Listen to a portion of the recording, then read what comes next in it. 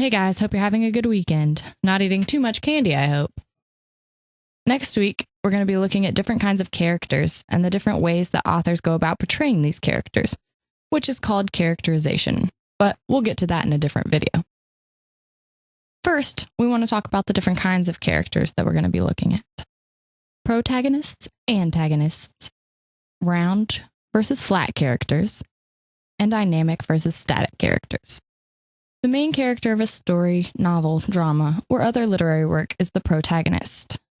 This is the character that we, as readers, empathize with, which means we feel what they feel. The protagonist's problems move the plot and conflict forward. Authors often write the protagonists as heroes, but that doesn't always have to be the case. They don't always have to be the good guy or girl. For example, in The Hunger Games, Katniss is our protagonist.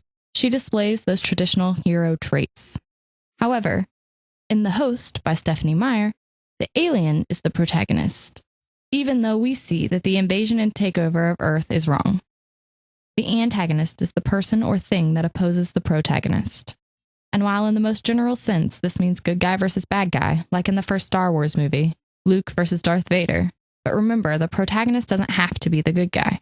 So, if our protagonist is a criminal and he's being hunted by the police, the cops then become the antagonist. Now, antagonists can be tricky because they don't always have to be a person, just the force in conflict with the protagonist.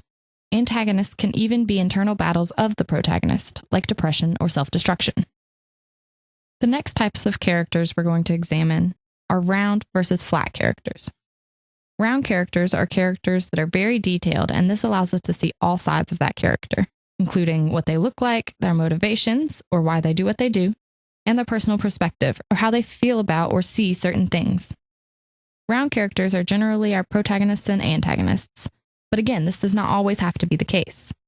In The Hunger Games, Katniss is a round character because we understand that she's in the games in order to protect her family. However, so is President Snow, because we see that he hosts the games in order to keep the most control over Panem and avoid a revolution. Flat characters are characters with seemingly simple personalities, sometimes referred to as one- or two-dimensional characters. But just because a character is flat doesn't necessarily mean that they are not important to the story. With flat characters, the writer doesn't provide enough information for us to understand them fully. We only get to see the one side of them. If we're sticking with our Hunger Games example, the other tributes or competitors in the games, if you haven't read it, are flat characters. While they're extremely important to our story, we don't know much about their backgrounds or reasons for being there. So, when looking at round versus flat, you can kind of think of a drawing. A 3D drawing gives much more detail than a one-dimensional drawing. If you draw a flat picture of a house, for example, you only get to see one of its 4 sides. This is how a flat character is.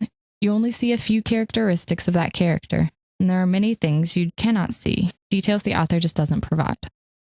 Then we have to look at whether characters are dynamic or static. The key thing to consider when determining this is change. A dynamic character is one that undergoes change during the course of the plot. The change that happens to a character that is dynamic are internal changes, such as insight or understanding, changes in commitment, and changes in values.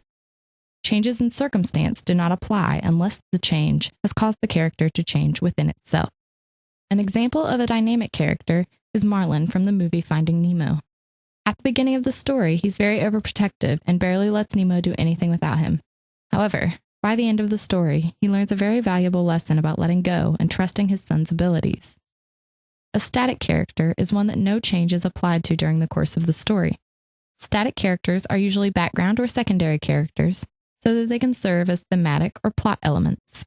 However, sometimes static characters can be the main ones, such as Tom and Daisy from The Great Gatsby.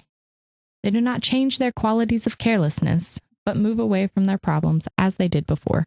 So, for our purposes in class this week, those are the kinds of characters we're going to be looking at. We've got protagonists, antagonists, round versus flat characters, and dynamic versus static. Take a couple minutes, come up with at least one example for each of those from a book you've read or a movie you've seen, and we'll talk about those whenever we get to class. I hope you have a great rest of your weekend, and let's have a great week.